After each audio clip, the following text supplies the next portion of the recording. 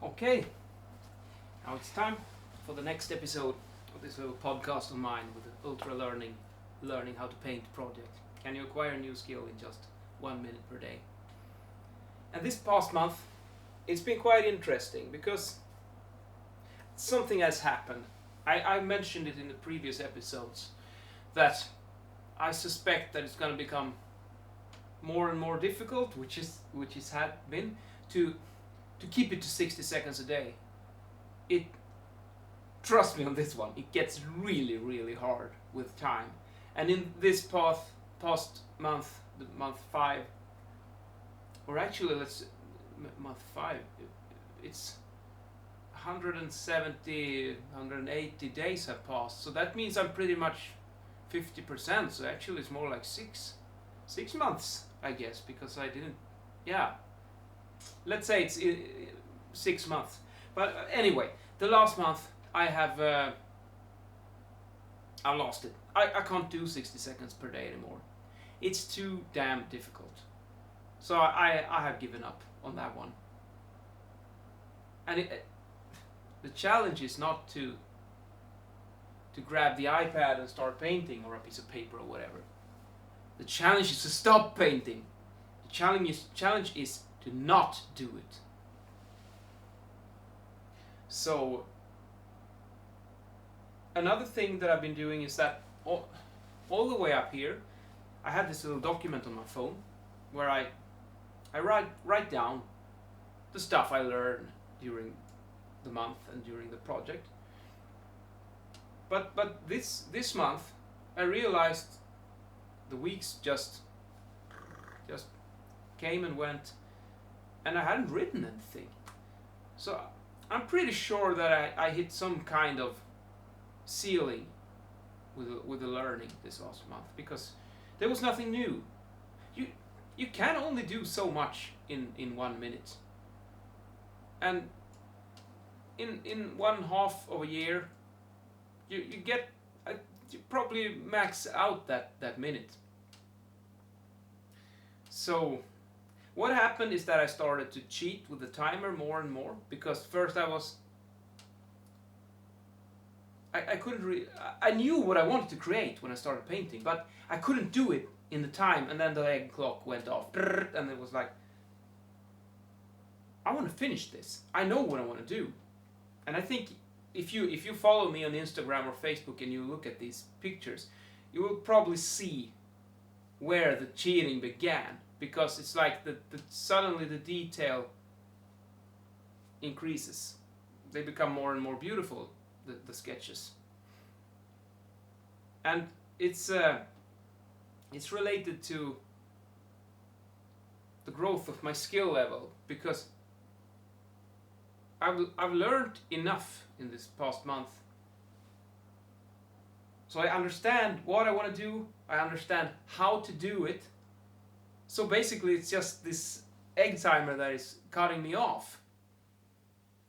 And there's this Japanese, what's it called, Kaizen, I think, which this method, 1 minute per day, is probably where I got this whole idea from in the beginning, that if you do something for 1 minute a day, and then it grows from there.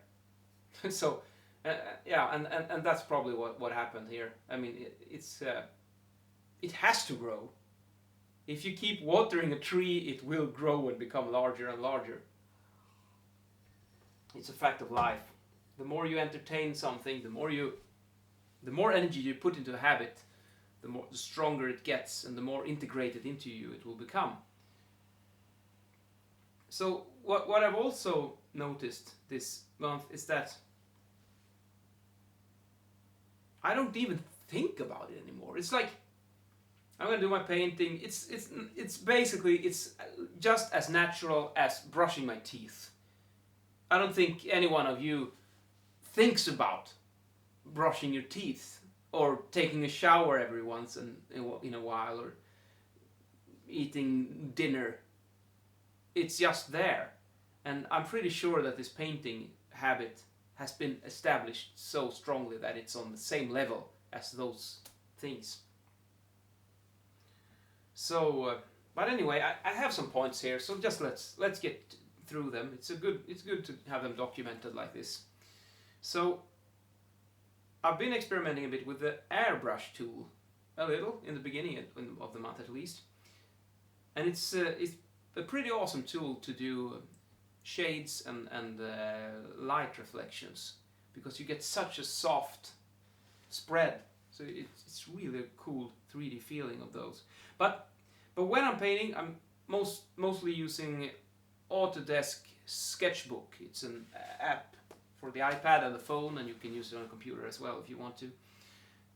But I'm using the first standard pen that loads when you start the program just after you installed it. That's the one I'm using all the time. Which I don't know the English term, but it's called like a colored graphite pencil, kinda. That's how it behaves. And if you tilt the pen, you can like do shadings, and it gets a little bit wider. But and the more you tilt it perpendicular to the surface, the thinner the line becomes. So that's how I do. Like 95% of everything I create is with that specific pencil. And I've also been experimenting a lot with colors nowadays.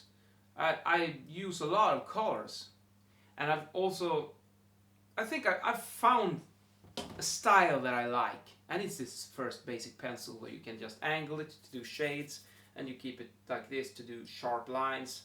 And I use many colors, and then I use what's this called?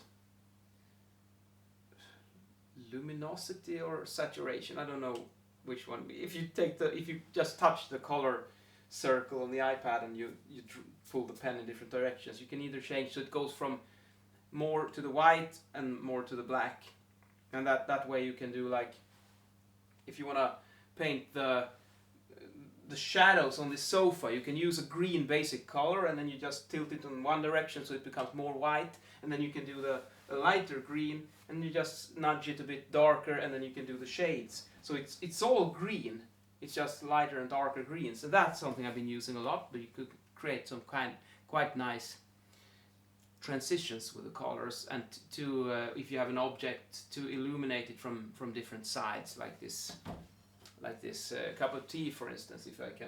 I don't know if I can hold it, but I think you get the point. It's gonna create shades depending on from which direction the light source is coming. And when you look at it from the side, you like a more dark, more blackish yellow here, and a lighter shade of yellow here, even though the cup is only one color actually. So I'm starting to get a hang of that one. And I also start to work with opacity to get it down a bit. When I want to do some softer shades, I could just go to 50% opacity and play around with that. So I'm tweaking the parameters now. I wasn't doing that in the beginning. So, but I'm learning how the tool is working. So, and also this last month, it just it was gone. It's the fastest one so far. I don't understand where it went, and I went. I think I said in the last podcast that I would need to do the milestone quicker, but yeah, that's what I was confused about the months in the beginning. I mean, we're closer to 6 months, but I've only done 5 milestones, so I'm lagging behind on that one, and that's an issue here, because I haven't specified a rule for how these milestone paintings should be created. I just know that I'm gonna do them in a setting where I can relax, and those are quite few and far between if you don't plan them. And sometimes you do plan them, but you can't do them anyway. So I was planning to do them like one weekend, but then other chores came up which were more important, so I had to postpone it, and then a whole week goes by, because in a normal weekday it's close to impossible to find the time slot. So usually I do them in the weekends, because that's the only time when I can relax, and also when my email and my phone goes silent, because that's the notifications and the stuff when you are constantly interrupted, like in a normal workday, it's incredibly destructive to your productivity. Incredibly destructive. And that's kind of how this past weeks have been also. Very, very busy, but I'm constantly interrupted. So I'm at this point where I really need to consider to just go under the radar, turn off the phone, shut down Outlook, and just work for a couple of hours and get things done. Everyone would benefit from that, even though some of my clients might go insane with me because I don't answer the phone. But on the other hand, if I'm always available, nothing gets done. Everybody loses. So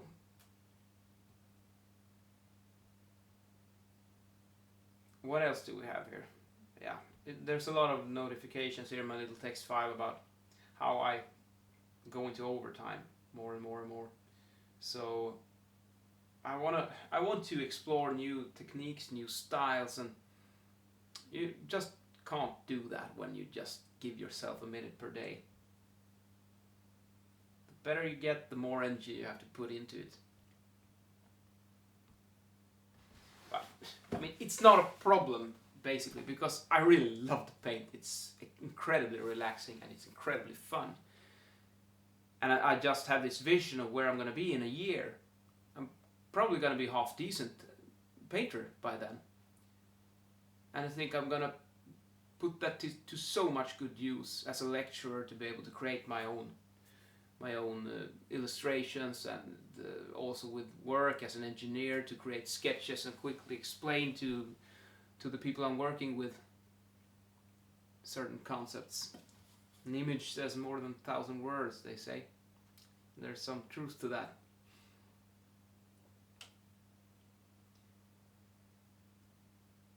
I have this document where I note how much time I have spent. So at every milestone I write down the exact number of minutes I worked on it.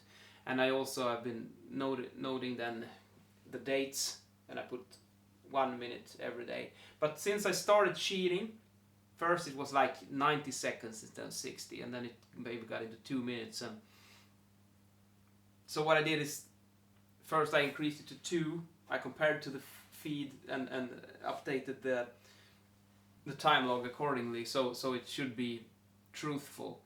And I added 5 minutes per day now for the past weeks to get it more closer to reality, because I still think it's very important for me to document how much time I spend painting, because this is like the primary purpose of this whole project, to show it to the world how little is required to create a new habit.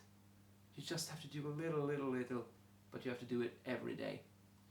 And I think I need to go, I have the document right here.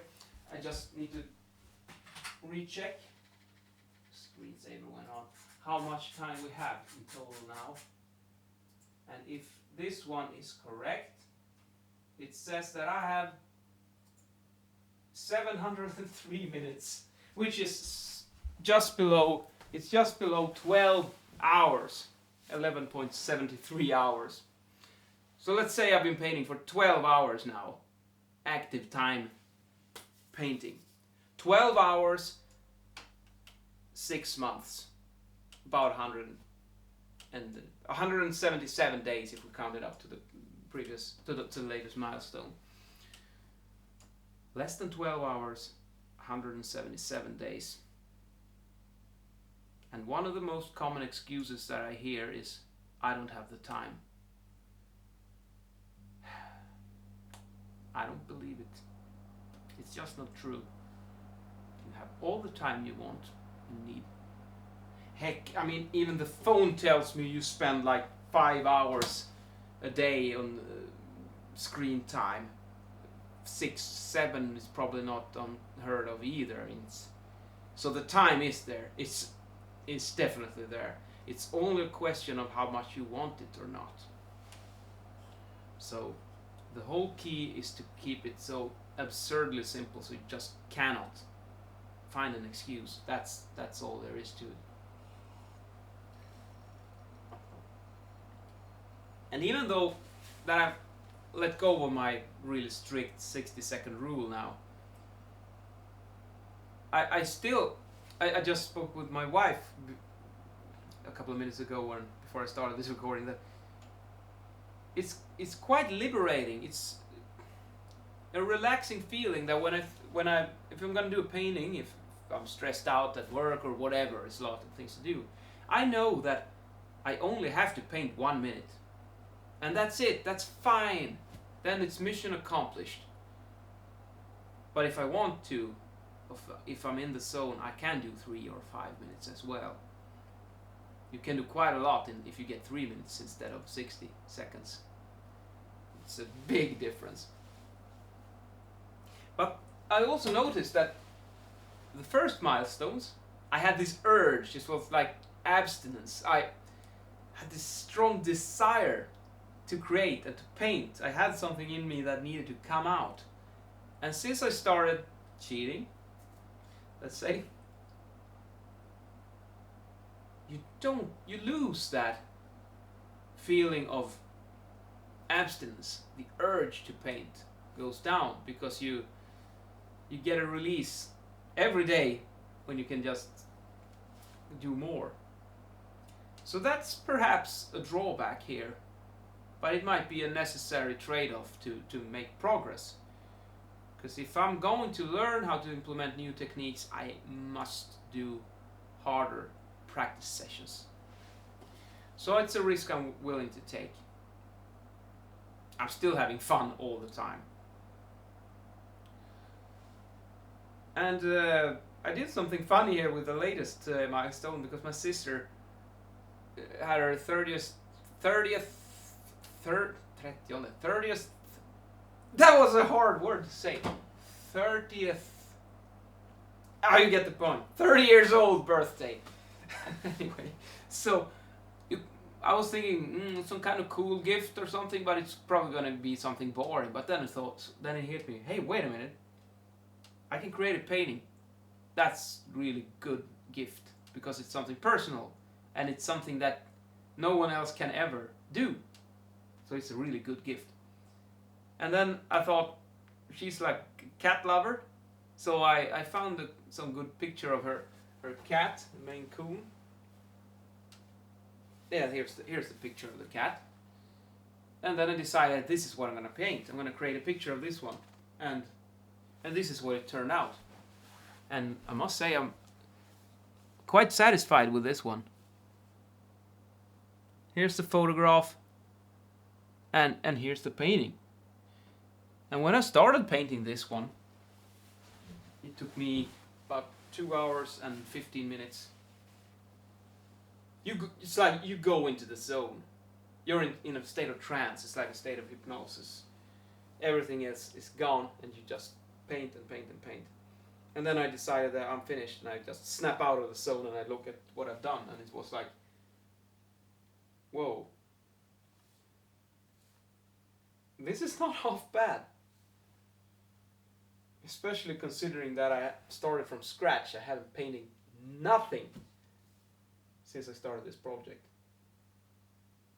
And now it's really starting to show the growth. It's a good feeling to get the proof that it works. You can also, how do we say, you kill 2 birds with 1 stone. I got a milestone painting, and I got a really cool gift from my sister here. Even made a print of it, high quality print, and she's gonna frame it. So look forward to see the finished on when it's hanging on the wall. Really fun.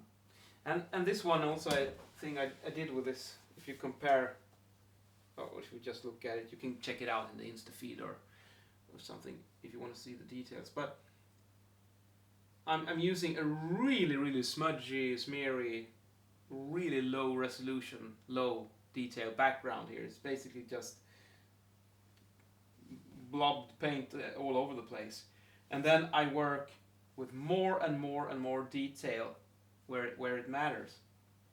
Like the hairs. on the nose and the hairs that go here. They're like super detailed, and the nose and the eyes, and then you get this really cool feeling of depth and contrast when you have certain details in the picture are hyper focused in high detail, and then the further back you go, the detail level is reduced and reduced. And this is very similar. I think I've mentioned it in some other of the podcasts I've done, that it's the same thing with men's fashion. Now, unfortunately, I'm in dog mode, dad mode, the clothes now, so I can't show you in practice. But it's like, it's the same thing when you have a nice suit that you want to do some contrast and make something to pop out. You can work in the same manner, where you have a canvas in background with low detail, and then you just add something that makes it pop. Actually, I have a couple of suits here which we can take a look at. It's the same thing here, which you can see here, like the lapel flower with the contrasting color here. It's like bam in your eyes. This is where your eyes go instantly when you have one of these. And you can do the same thing with this one if you use more aggressive colors. These colors are quite laid back, so it's not that effect. But this flower, boom, it's like a laser. And it's the same thing with this one, perhaps. You can take a look at this suit. We have this summer linen suit. Here you have also a lapel flower, but this one is it's laid back. It's peaceful. It's not that striking, but this one instead. Here's where you guide the eyes to this one instead, because both of these colors are quite vibrant, and especially the orange thing here. And so this would be like the hairs on the cat's nose. It's the same effect, contrast and texture. Good thing that I had those hanging around. Yeah, and then, well, now we're at the end here. The final note I have here about this cat painting, which is, I think, valid for all of them. Something that I've learned from doing it every day with the short painting sessions and also the long ones, and that is to, when it's done, it's done. I could have easily spent 10 hours on this picture, but after 2 hours and 15 minutes, I think I painted it for 2 hours in the evening, and then I went to bed. I got out of bed and took a look at it, and then I noticed, yeah, I need to do a little bit more here. So some final little touch-ups. So added a couple of dashes of color here and there that was missing, but just a couple of minutes. So, but then I was like, now it's done. Let's release this one to the world and move on. But I had to keep it a secret for a couple of days before I could publish it. So it had to be a retroactive publish, and that's why I haven't recorded this this little podcast until today either. It should have been recorded like a week ago, but anyway, now it's done, and done is better than perfect. A very good saying.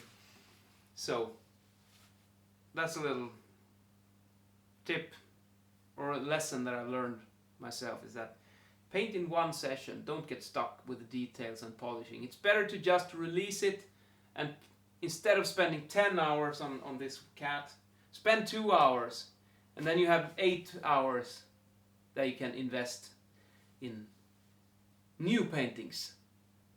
And remember that this is the result of less than 12 hours of active painting time from scratch, and I can hardly wrap my mind around that fact. I knew it was going to work, but I didn't think it would work this well that it's done. And we still have 6 months to go, so that's quite the lesson. And do remember that if you can learn to paint like this in just 6 months, 1 minute a day, what else do you spend 1 minute per day doing? Or maybe 5, 10, 15, 60 minutes per day perhaps? Watching the news? reading pointless posts on social media, perhaps. Just imagine how good you're gonna get at those things. Reading the news, negative feelings, and you invest that time somewhere else. I can promise you that this makes you feel better than watching the news or some other crap. So be very, very careful with how you spend your time, because it accumulates. No matter how you spend it, it's gonna be an incremental improvement for the better or for the worse. Yeah. Thank you. I think that's enough for today, and I'll see you guys in a couple of weeks again. It's a good thing to keep documenting this process, and I'll see. 26 minutes. Yeah, we're pretty like a clock. It's always half an hour with these little recordings. See ya.